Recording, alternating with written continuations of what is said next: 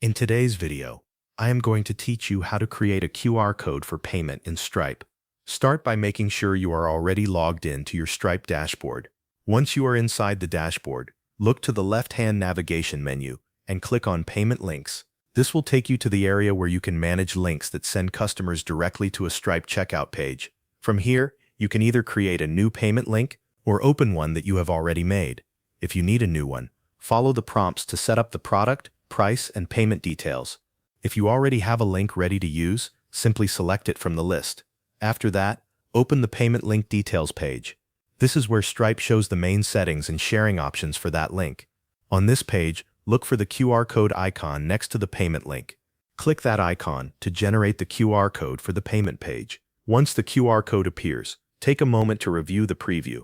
Make sure it looks correct and that it is connected to the right payment link. It is important to verify that the QR code opens the correct Stripe checkout page before you share it with anyone. When you are ready, choose how you want to save it. You can click Download Image to save the QR code directly to your device. You can also click Copy to Clipboard if you want to paste it into another document, design, or message right away. If you downloaded the file, save the image in a location where you can easily find it later. After the QR code has been saved, you can begin using it for your customers.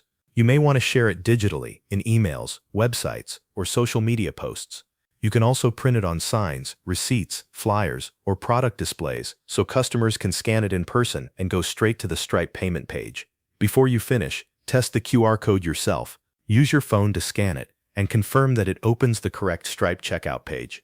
This final check helps make sure the customer experience is smooth and that the payment link is working exactly as expected.